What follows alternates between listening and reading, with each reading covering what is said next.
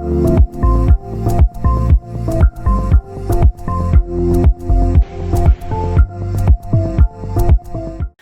guys, and welcome back to my channel. This is episode 3 of the Diverse Places revision series over here on my channel. Today we're going to be looking at how population characteristics vary, why they vary, and yeah, looking at immigration as well. So I hope you enjoy it, I hope you find this useful. It's exactly what I wanted during my A-levels, and so I'm just going to make it for you guys. If this is your first time here, I'm Lara. Yeah, as I say, please do subscribe and let's get into this. Village life in the city. Writing in 2010, journalist Caroline McGee looked for the best places to find a market, a bakery or a coffee shop. Knowing that rural pubs and shops were struggling, she found that only in cities were local shops and services thriving. It's easy to see why.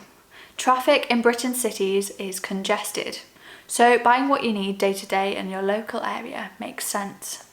Whether it's local shops in London or gay pubs on Canal Street, Manchester, local communities frequently thrive in cities.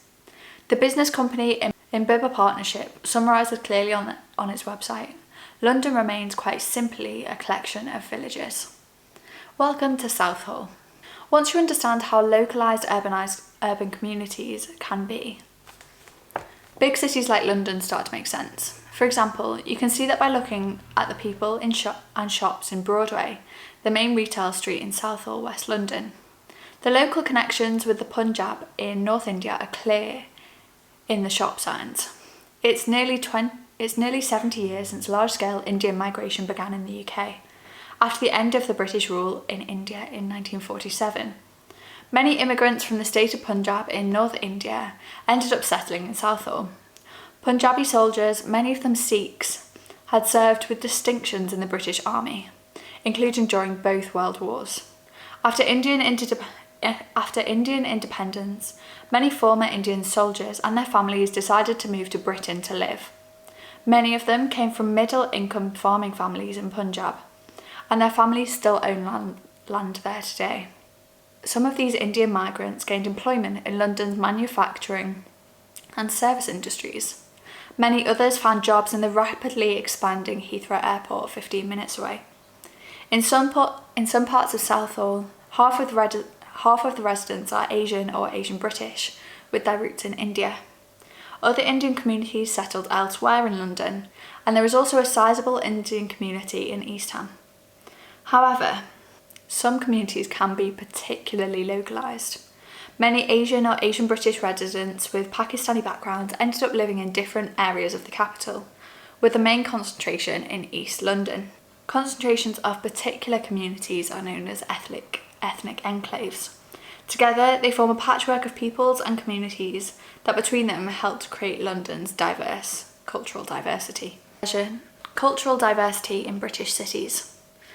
In London and most large British cities, social clustering, i.e. a preference of living close to people you wish to be with, of different ethnic communities can be seen throughout the city. There is almost always by choice rather than by chance. In Wembley, for example, where a Hindu community has become established, one of London's 2 Hindu places of worship can be found, the Sri Santan Hindu Mandir Temple.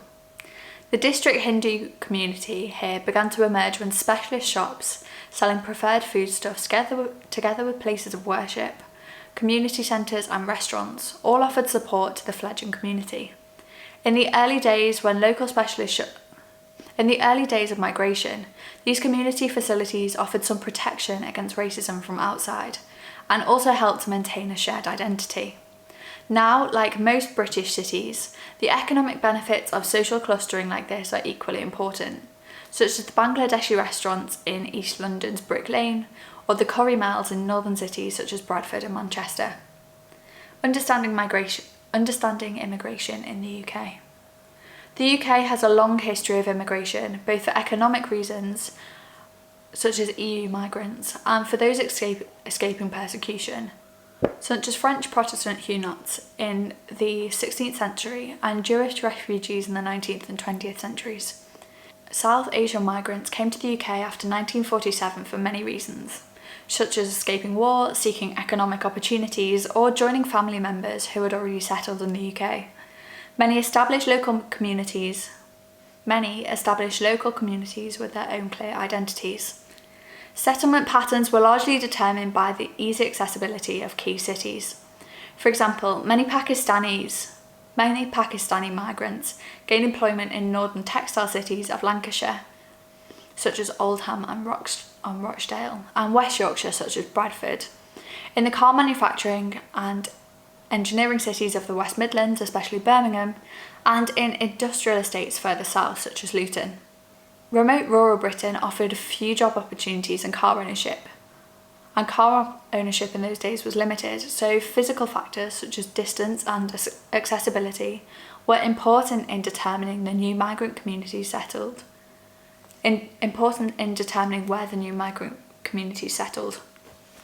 Rural Britain, like East Devon, saw a few of these new migrants and remains mostly white British today. Upland areas such as the Lake District or Snowdonia offered few employment opportunities. Many new migrant communities began as a result of deliberate government policies. After the end of the Second World War in 1945, labour shortages in the UK's textile factories, public support systems such as London buses, and the newly established NHS led the government to sponsor job advertisements overseas, alongside agreed immigration targets. In response, black Afro-Caribbean migrants began arriving from the West Indies from 1948 onwards. The first arrived on the merchant ship Empire Windrush to fill job vacancies in London, with most settling in Brixton, Catford, Stonebridge and Tottenham. Most of these areas are still prominent centres for London's Afro-Caribbean community, who have made a big cultural contribution to London life. Government policy and EU migration. Since 1995, the number of overseas-born people living in the UK has increased across the whole country. The main reason for this was the UK's EU membership, as well as an expanding EU. EU migration started to grow after 1995, when the Schengen Agreement allowed passport-free movement of EU citizens across most of continental Europe. The UK never signed up to Schengen and retains its border controls at all points of entry. Nevertheless, free movement of EU citizens was a condition of EU membership.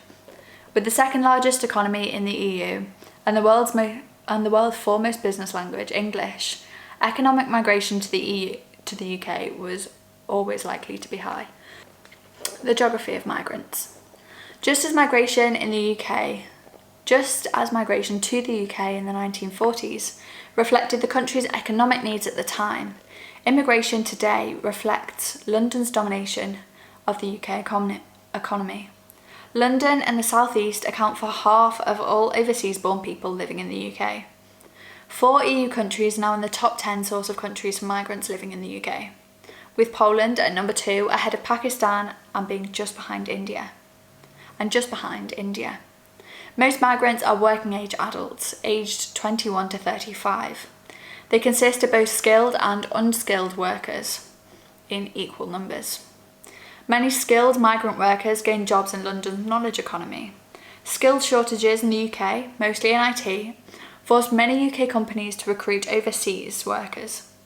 Most migrants in this category tend to be white, highly qualified professionals from the EU, USA, South Africa and Australia. Semi- and unskilled migrant workers also find work easily. Many take jobs not wanted by UK workers, like refuse collection or with unsocial hours such as childcare or pizza delivery. London's construction, hotel and restaurant companies would find it hard to operate without them. Many of these migrants are from the EU, but they also come from India, Pakistan, Bangladesh and increasingly West Africa.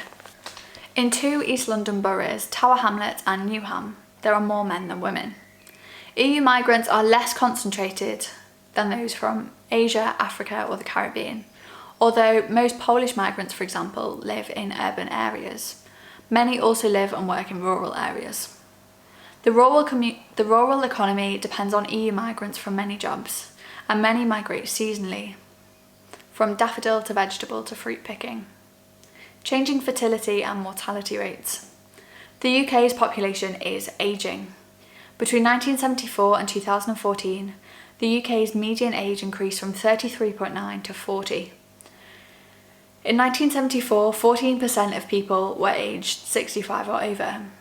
By 2014, it was 18%. Demographic change has been caused by falling total fertility rates, increased prosperity leading to falling birth rates, as women make longer-term career choices, marry later and have fewer children, and falling mortality rates and increased longevity. Improved healthcare and successful treatment of heart disease and cancer have improved mortality rates. These two processes have had a major impact on the population structure and the need for immigration.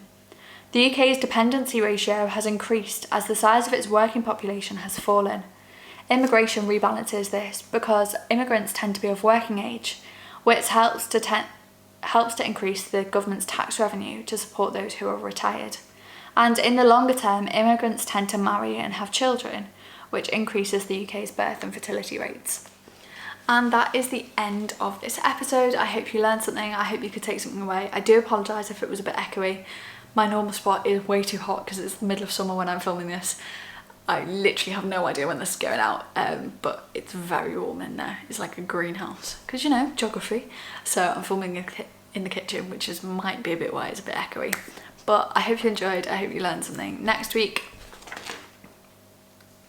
we're going to be investigating connections, so I hope you stick around. Please do subscribe down below if you think this is useful. Share it with someone who you think will find it useful, and I will see you same time, same place next week, Monday, 4:30 p.m.